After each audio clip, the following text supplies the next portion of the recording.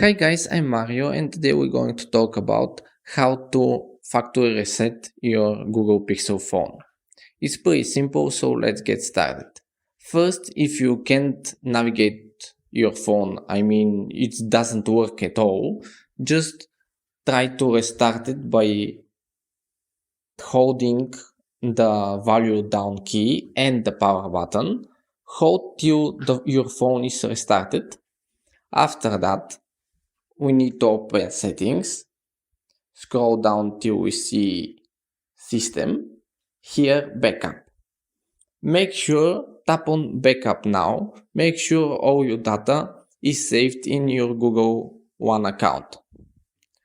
So apps, photo, videos, SMS messages, call history, device settings, and Google account data.